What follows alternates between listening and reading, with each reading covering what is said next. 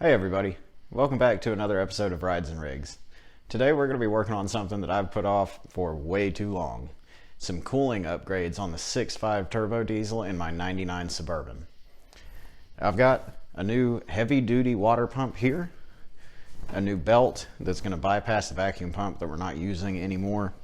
I've got a heavy duty fan clutch off of a Kodiak or Top Kick, GM's medium duty truck. And then I've got this new fan blade assembly off of a Duramax. Supposedly, these are all the things that are going to make this truck cool significantly better than the original cooling system in that truck. Now, my truck, the 1999, was the last iteration of GM's cooling system for these trucks. They had a lot of issues keeping these trucks cool. We saw them go through different water pumps, different thermostats. This truck actually has two thermostats, where GM was trying to maximize the cooling efficiency of these engines, and we're just really having issues with it. One of the issues that we deal with is when towing. The truck doesn't like to stay cool towing. Typically coming up some of the big grades around me here, the truck would end up at like 235 degrees coolant temperature, which is just a little high for what that engine really likes. So we're rushing the clock today. I've got about 3.5 hours before a personal trainer appointment, and we're going to see if we can get this done before I've got to go there. So let's get started and see if we can get it done.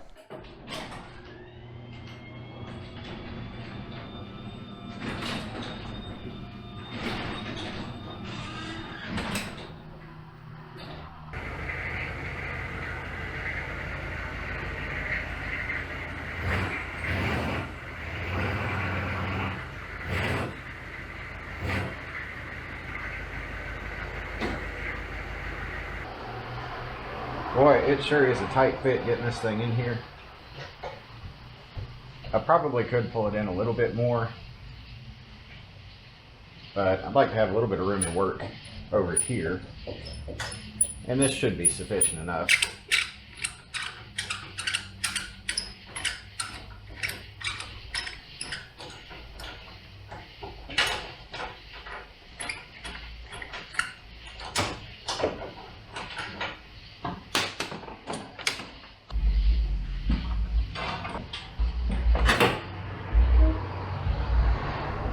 Alright, I think our first step is going to be getting the coolant draining, and then we'll get this fan shroud off, and that should open up a lot of space for us to get in here and get it done.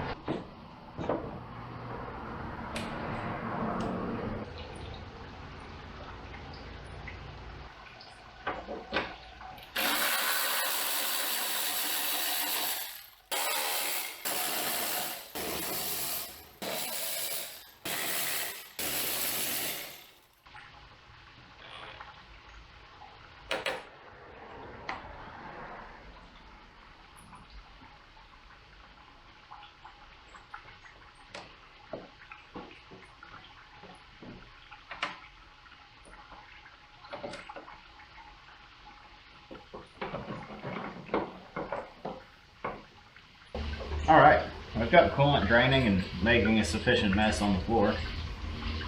Let's get this belt and fan off, and we should be on our way.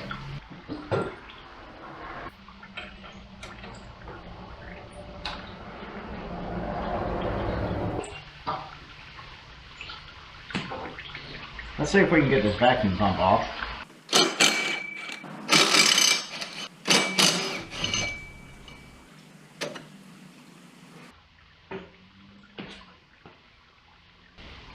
Well, it looks like the alternator bracket is in the way, so let's disconnect these battery cables and we'll have to get that out of the way.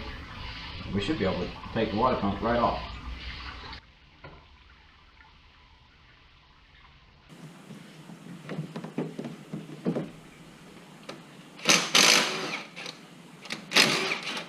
Naturally, one of the bolts for this bracket would be behind the belt tensioner.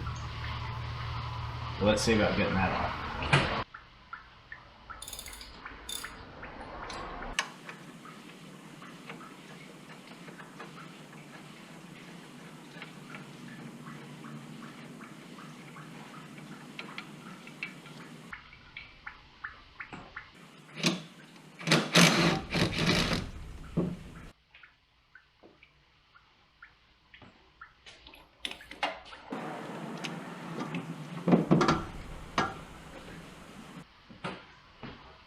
We'll go ahead and remove these vacuum lines since we're not using them either.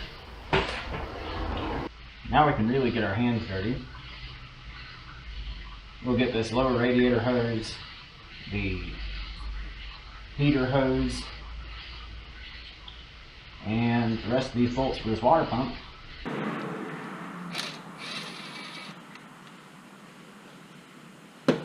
Alright, let's see if this makes a mess. Alright, little hose off.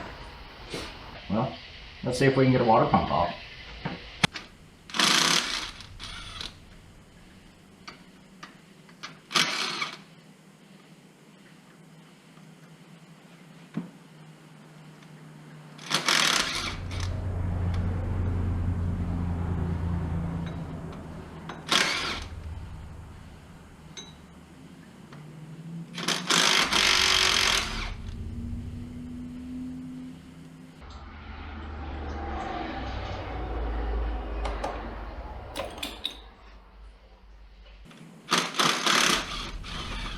Naturally, GM wouldn't use the same size bolts all the way around the water pump.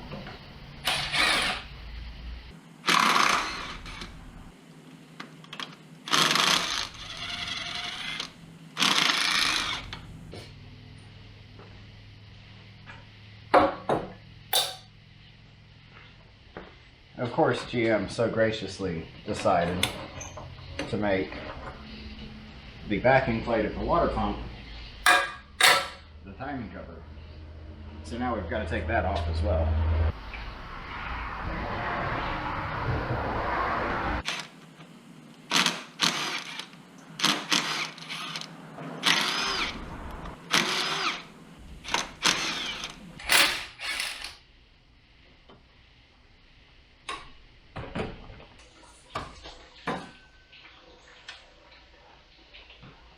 Alright, so here's our water pump that came off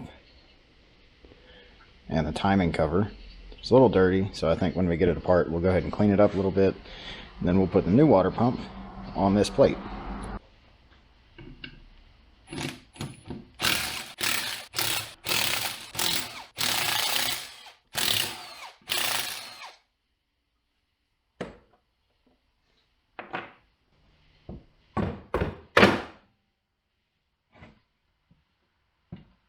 So we definitely got some garbage in here.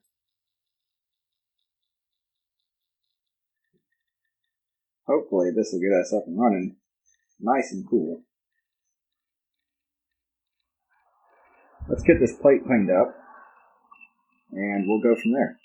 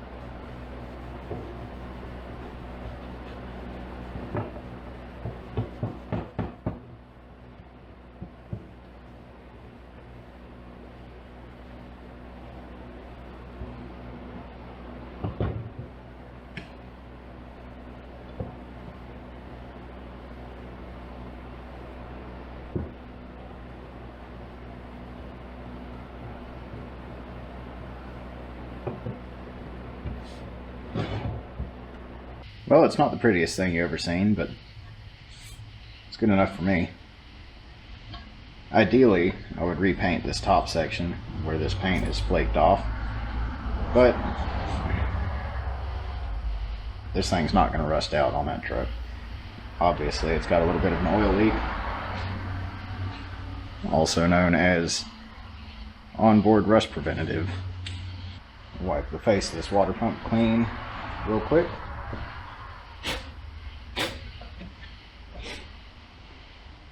And we'll get a dab of the old silicone on there.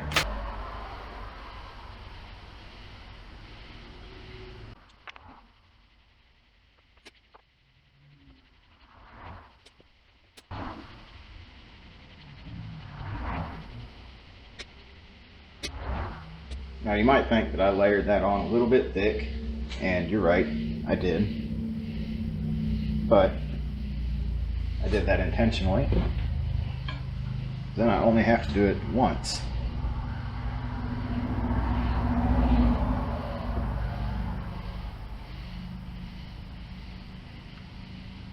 By lining these up, giving it a little wiggle.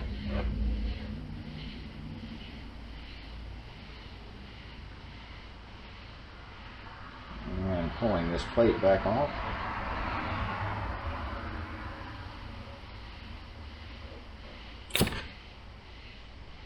Got a pretty good replication of it over here.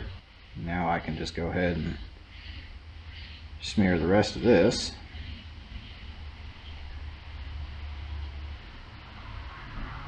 That way we've got both sides.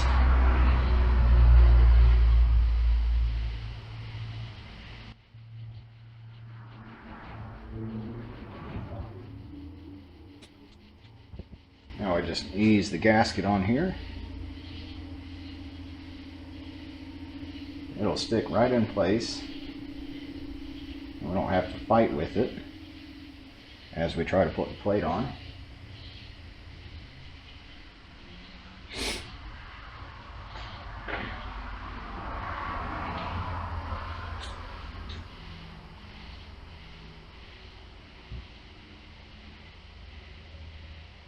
And just like that, we've got perfect gasket placement.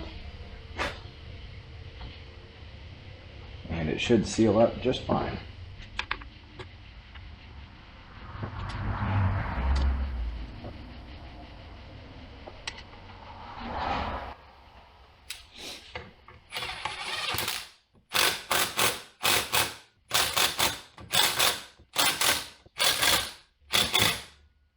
Make sure those are good and tight because they're inside the crankcase, right over the timing gears. And we'll come back and put a dab of RTV on there since there is no gasket on this side.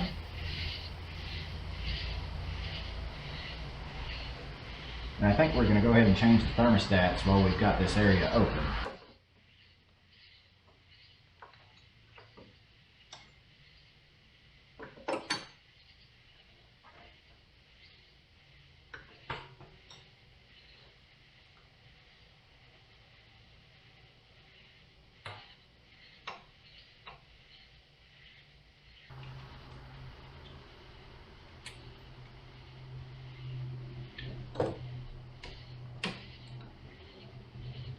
Always loved going fishing. I'll tell you what I don't love, the loose nut on the injection pump that I just found.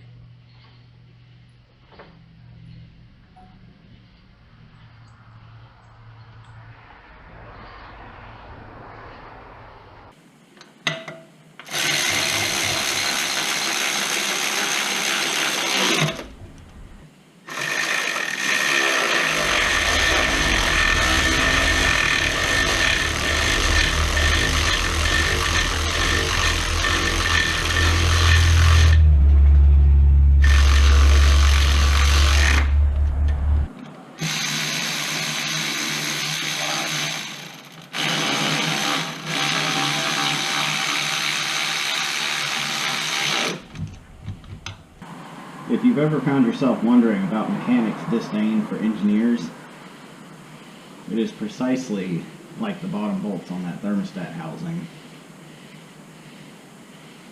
What a pain. Let's get some gasket maker on here and see if we can start putting this thing back together.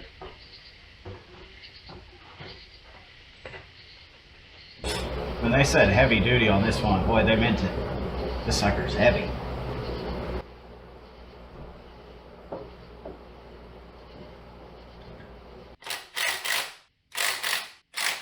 Torque spec on these bolts going into the water pump is 31 foot-pounds.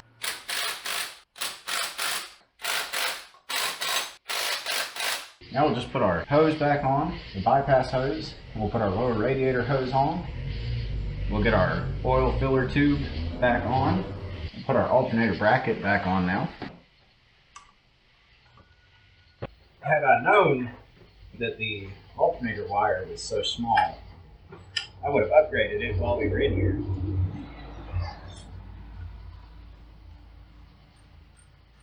But I don't have the stuff to do it right now. So we'll have to readdress that at a later time.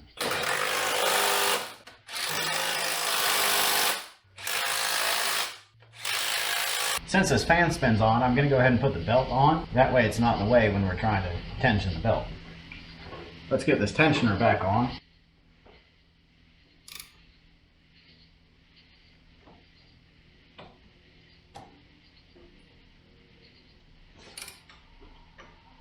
And not that it's a huge deal, but we did get to save a couple pounds by taking that vacuum pump off. But that's another part that won't fail and tear up the belt and leave us stranded.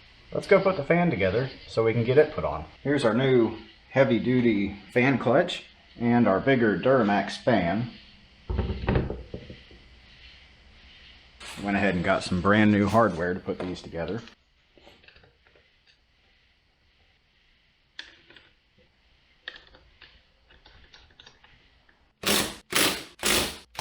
Well, I seem to have misplaced my favorite tool for doing these. A pair of Knipex pipe wrench pliers. It would appear our factory fan shroud needs a little bit of trimming before we can get this fan installed. Not a big deal, but my appointment's coming up here in just a few minutes.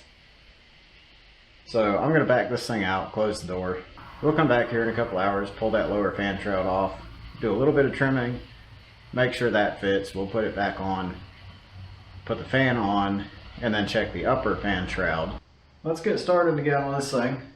We'll pull that lower shroud off, see if we can trim it up a little bit, clearance, make some room for the fan, and start again getting it put back together. Here we go.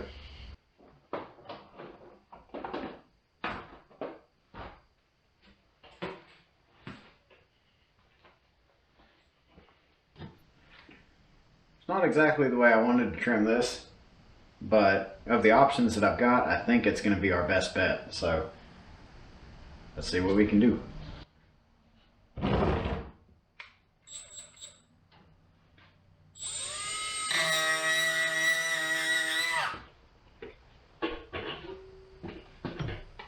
All right, I've done a little bit more trimming.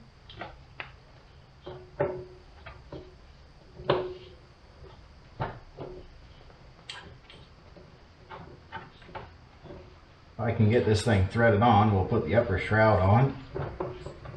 Make sure that it's got all the clearance it needs.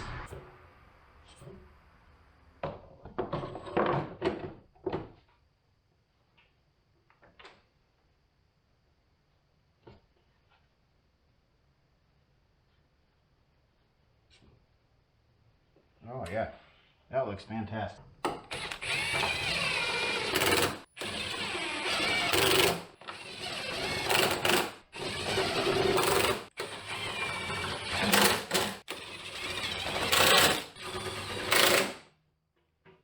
Well, I think I'm quite happy with that.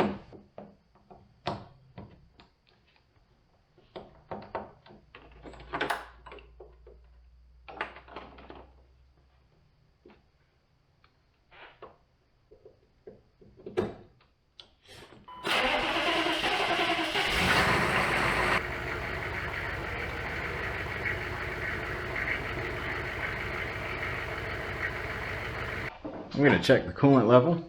I'm sure we need to add some. Pull the lights off. And I think we're going to back it outside. I think we're done with this one.